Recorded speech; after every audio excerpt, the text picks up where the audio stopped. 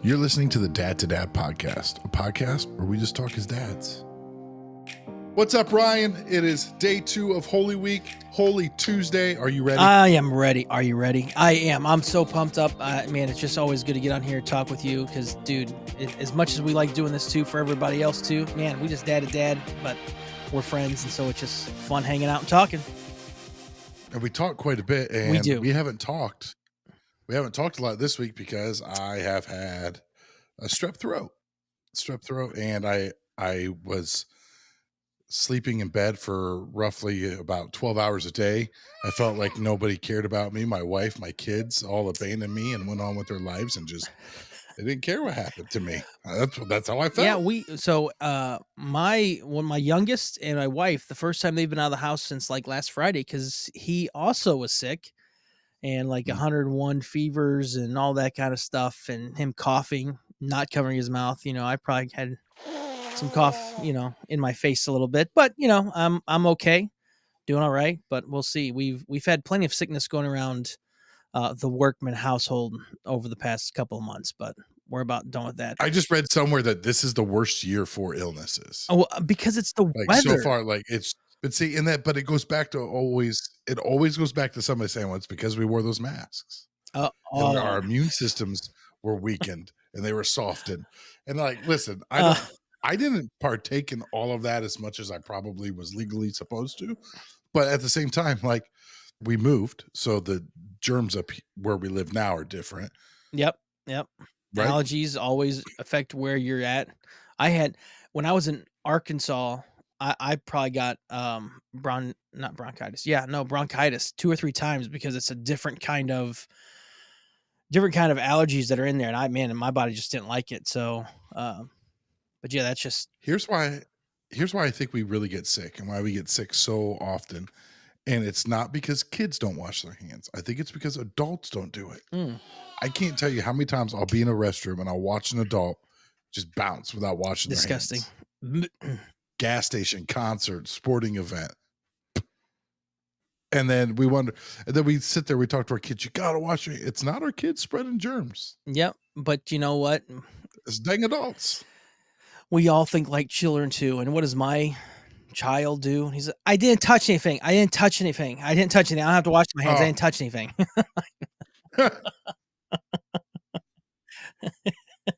He does. Listen, my son will go in the restroom and just pull the sides of his pants down.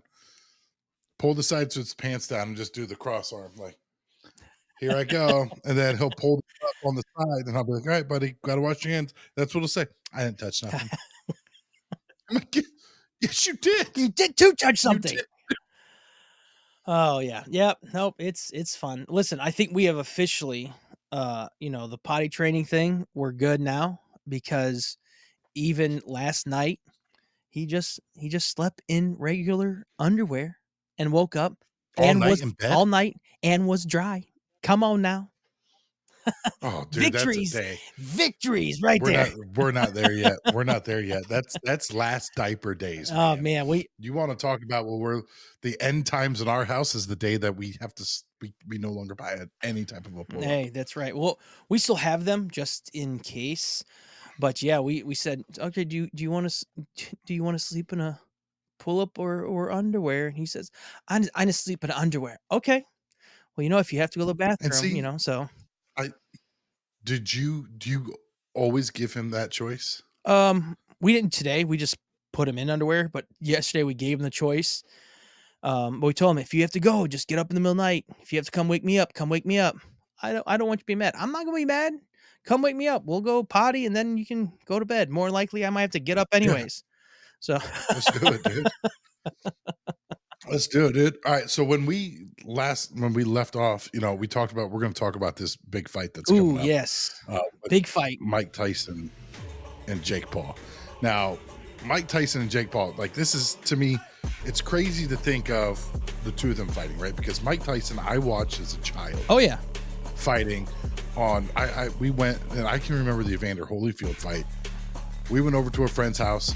They had the big screen TV, and you know what I'm talking about. When I say big screen TV, for those of you who don't know, They used to be as big as a couch. Big as a couch and as wide. Like the back of it, like was huge. Yes. Like you're talking a It couple. took up the whole Oh living yeah, room. whole living room. I got a big screen TV. Well, that's awesome. That's just humongous. Yep.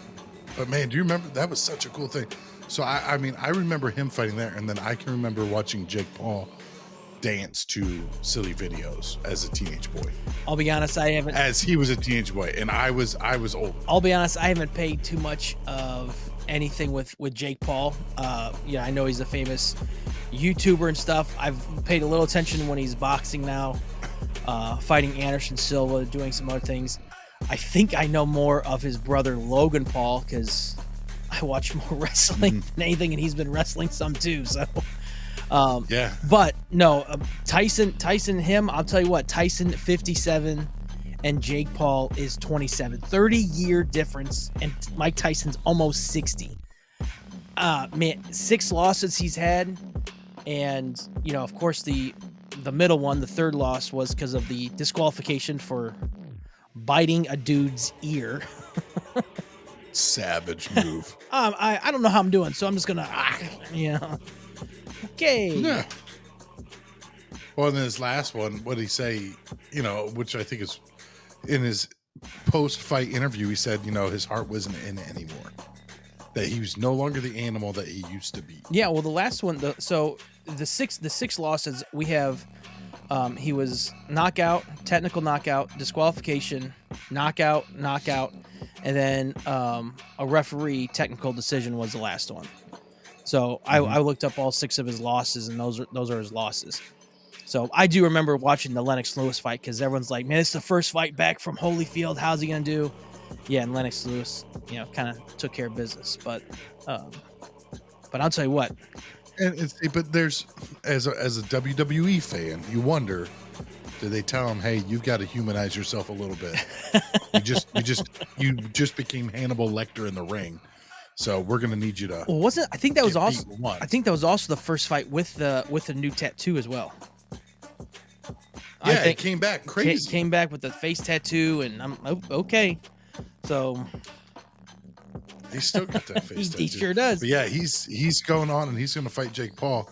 And like I don't know. I don't feel like we need to show the video of him training. We've both seen it, and I've seen the ones with Jake Paul fighting and training. And I'll tell you what, man, it just doesn't look like strength is left. No, Mike Tyson. Mike Tyson, man. When he's punching that bag and he's punching, you know, his sparring partner, or whatever, I was like, dude, that would be scary. That'd just be scary. And do you know who Chuck Liddell is? Yeah. From the UFC. Yeah, UFC. So they interviewed him, and they asked him a question, and they asked him what his thoughts were, and he straight up said, he said, listen, he said, if Mike Tyson hits him, he's done. He said the strength is the last thing to leave a fighter. Yeah, that's the biggest thing. And we mentioned just a brief thing about Jake's reach. If he can keep him away and be defensive fighter, but if Tyson get inside, that's how Tyson fights. Oh boy, Tyson fights like that. He's used to people having a reach. Yeah. Oh yeah. But he's used to it. I mean, so his first move is to get right up in your stuff. Right up in there. And if he can, and that's how he's comfortable. He's gonna come with around. That, man. A lot of people. Oh yeah. I'm excited for it though. I'm excited for. I haven't been excited for a boxing fight. I think the last boxing fight I was excited for was, was it Mayweather and who's the MMA? Conor. Oh, Conor McGregor. Yeah, when Mayweather and Conor McGregor fought.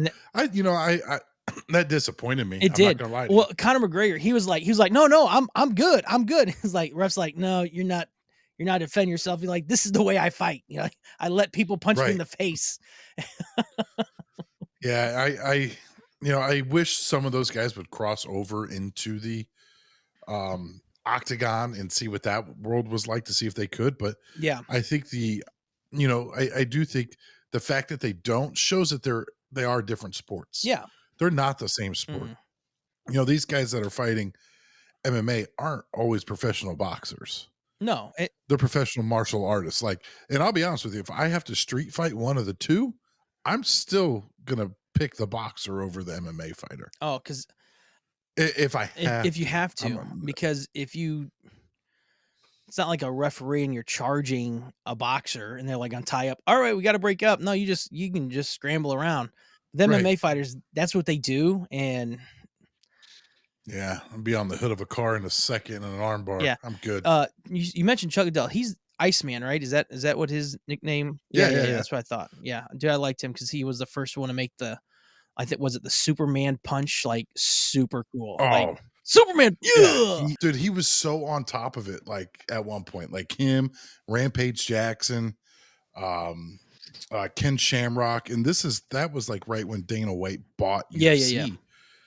And these were the guys. And I think what happened is a lot of them didn't know how to take it, or they weren't getting medical treatment and just had these weird lifestyles that they went on and pursued after that didn't do them much justice.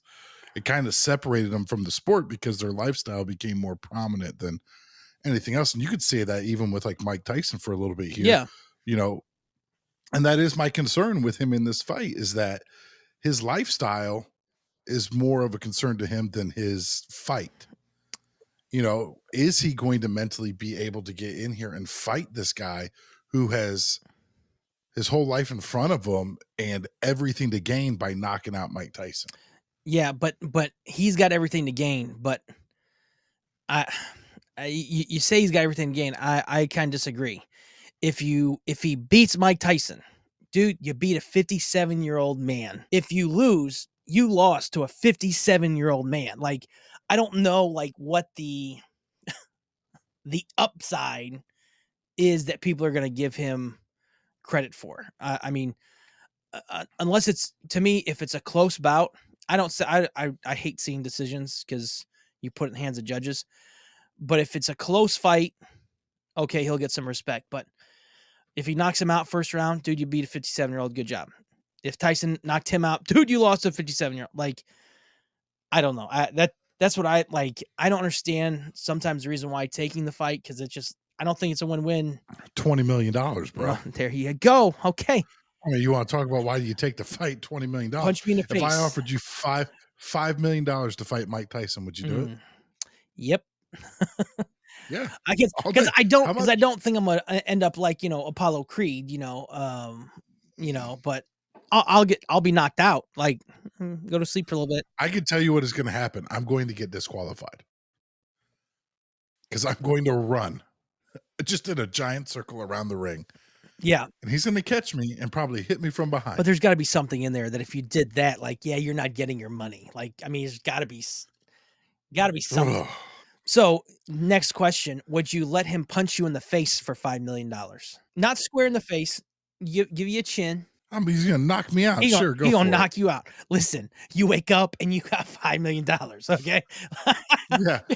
I mean, as long as I don't wake up, I mean, I may have Bell's palsy for about a Yeah, month after that, but you'll but be all like, right. We'll be you can pay for it. You can pay for it. All right. Ben, why's your face so droopy on it? So I got $5 million in my account. I let Mike Tyson take a swing. I don't know. I saw Steve-O took a hit from him for free in the kidney and it knocked him down.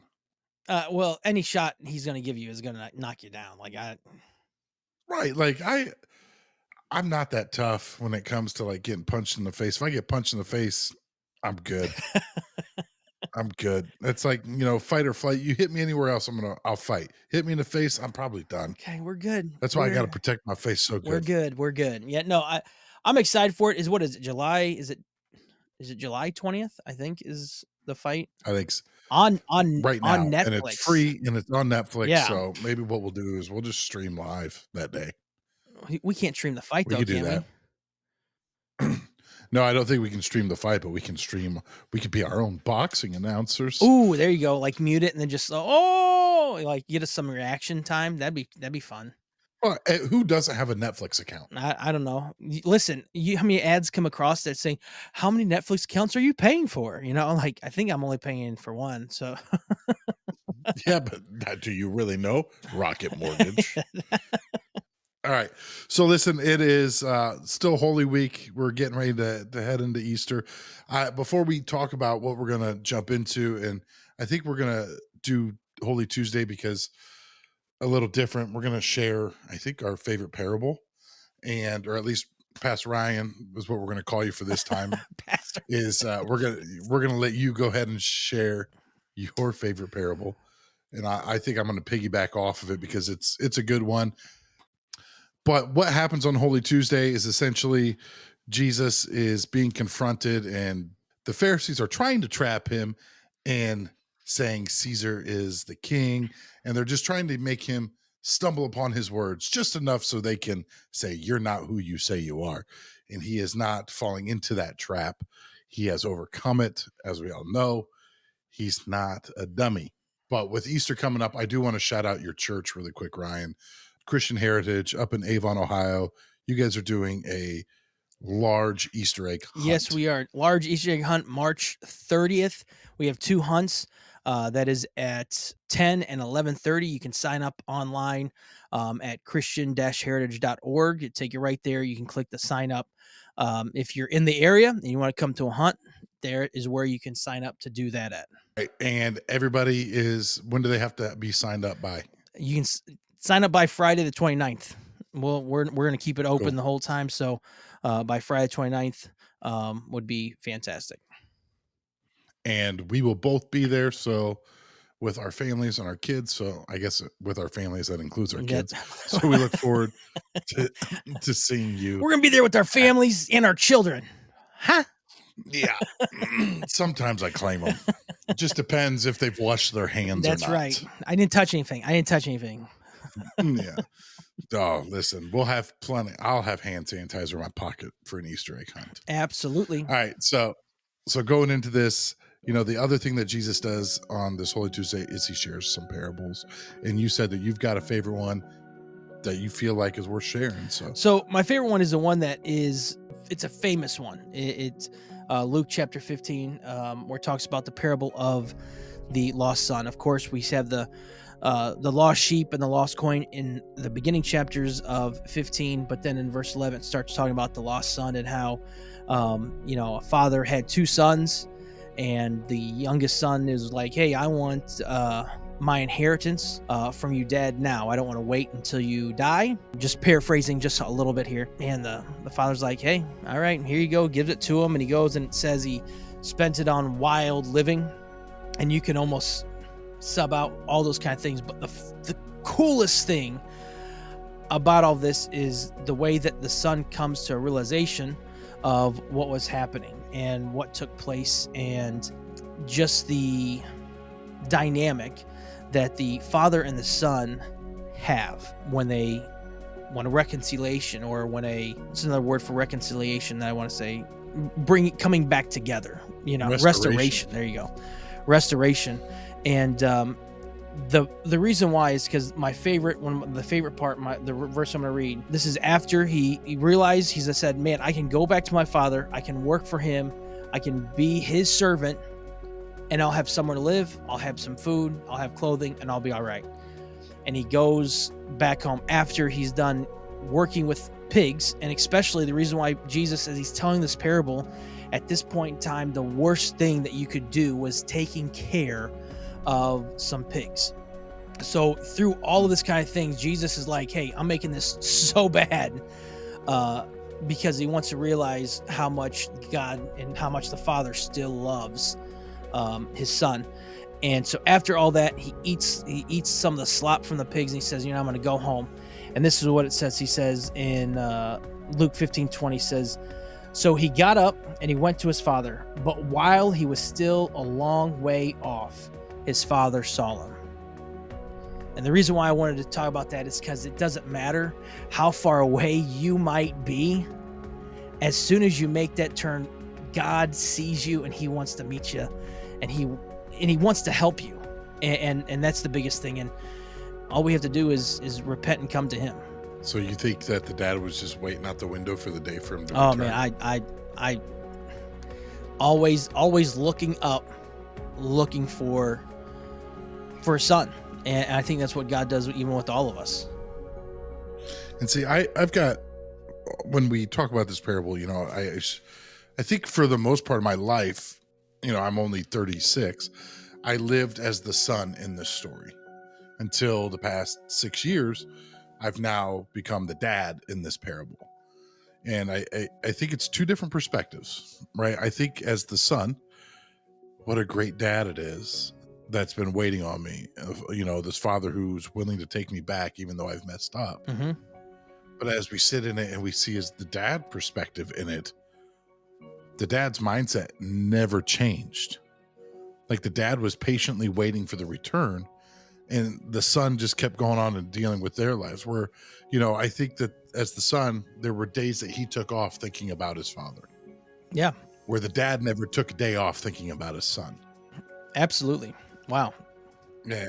And I just think that that's like for me, and like when you use words like restoration, right? And I think this is, but like it hit me, like this whole picture came together when we use words like restoration. Restoration is building something back together. Yep. It's not instantaneous all the time. It's not. And like the person who had to do the restoration here was not on the father. It was on the son. Yeah. And I mean, look how broken down he was. Taking care of the lowest thing that you could be taking care of. Yep. I mean, imagine the stench, the smell, all of this. And he had to go and bring himself up to a point where he could admit, like, all right, I was wrong. I messed up. This isn't okay. The only person I know who to go back to is my dad. Yep. So the restoration part in that is that he had to realize where he was, who could fix it, and what he needed to do. And he came back ready to apologize and admit his wrongs. Yep. And therefore was restored. Absolutely. But here's the next part. How many times, if us here and maybe we're listening and we are Christians, when something happens, we are like the older son. Remember, he had 2 sons. Yes. How many of us are upset when we see someone coming back and man, arms are open wide to them. Man, come back in. And we're like, wait, hold on a second. I've never turned away from you at all. Man, we got to watch. Why is he more blessed than me? We've got to watch ourselves, because even the father even says, your brother was lost. Your brother was dead, and now he's alive. He's back with us. And that's what we always have to keep in mind when we're talking about this parable too, is we always talk about that first one, but that older one, sometimes we can all get a little bit self-righteous. Is that there? What about me? And hopefully that's not what I feel what Christianity is about. What about me? Because people are. Totally. People are very much what about it. No matter what building they're in. It's a what about me world. What about me? What about me world? That's right. The late Toby Keith. I want to talk about me. Want to talk about I. Come on now. Oh my, oh my, my. You could sing that song right now. I could. I absolutely could. What I think, what I like, what I know, what I want, what I see. I like talking about you, usually. But occasionally, go ahead. I just want to talk about me. But I think, so, but when you say that, right, and even in the song, it's really always been about me. Yeah. It's always been about me, and and let's be honest, the brother, for all purpose sake, let's say the brother has a reason to feel the way he feels. Okay. And he has done everything. And let's turn this into the church world. He goes to the Bible studies on Wednesday nights. He goes to the, I don't know, whatever you want to call it, the pre-service class on Sunday morning to learn more spiritual awareness.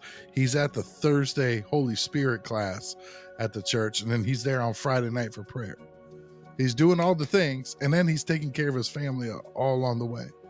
And here's this dude who doesn't go to the prayer class. He doesn't even show up for Sundays. And he comes into church on Sundays, and the whole service stops. And they're like, oh my gosh, you came. Oh yeah. Because that's what we're like, right? And it's like, you know what? We're going to stop service. We had we had a pie auction that was going to happen today, but we're going to celebrate that's you right. Instead. We got crock pots, Miss Betty and all the people are going to bring in their favorite meals. We're going to line them all up. And you're sitting there like, but I do y'all even know my name? Because you weren't recognized too. But I think what we lose is why it even matters to be in the presence of God in the first place. Yeah. We're talking about eternal life. We're not talking about Bible studies. We're talking about what it takes for that eternal life, because we want to live in heaven with each other. We all do. We want everybody to be there. So Ben, here's another cool thing about this real quick that yesterday, our podcast, we talked about the righteous anger that Jesus had flipping tables. And when we go down a little bit farther, what that older brother says in verse 28, the older brother became angry and refused to go in. Once again, now we see two different dynamics. We saw different anger. We saw Jesus, righteous anger, upset because of what was happening. And we see the brother's anger. And that's what we get sometimes even in churches as well. Like, what about me? And that's what we get. Just like you were talking about. We'll stop the service. We're missing the point Absolutely. of why it's even important to be totally there, because we're so caught up in our own anger or whatever. And like I've said, I think I said, yesterday, pride. It's all a pride thing. Absolutely. Totally. So, I'm going to let it out the bag now that we're going to do the show live on Thursday. Woo! Live Thursday on YouTube. We're going to do it live. So make sure that you are subscribed. Tomorrow is going to be Holy Wednesday. That's right. And it's another day where I think we're going to share. So Wednesday listed as Day of Rest. Day of Rest is what's. Yeah. So listen, this show's just going to be a long nap. So fellas, I know that you've been looking for an excuse to get away and just get some sleep. So what Ryan and I are going to do, we're just going to read you some scripture over some soft, melancholy music. And we're going to let you take I've got my Bible here. It has Passion Week listed in my Fire Bible. It says Day of Rest, not mentioned in the Gospels. That's what it says. Not mentioned in the Gospels. The Bible does not mention this day. But counting the days seems to indicate there was another day about which the Gospel has recorded nothing. So it's a day of rest because not much happened. There's nothing there. So we'll be talking about something. But listen, we'll be here Wednesday. You know what we could talk about? Huh? Because you're into it, I'm into it. We could talk about WrestleMania. Ooh, come on now. Yeah. Ooh, LA Knight. Yeah. I mean, some of the new guys out there. Let me talk to you. Oh, come on now. Listen, there's some hometown. Man, you just got me pumped up again, man. So listen, we're going to end it there because I don't want Ryan to go on too far. But we'll be back. We'll be back. Hold on. All right, we'll be back tomorrow. Hit us up on Instagram, Ben_Atkins, LYL. Go ahead, RK Ryan. Workman 85. And please make sure that you are subscribed to this channel on YouTube or wherever you are listening. We'll see you guys. Later.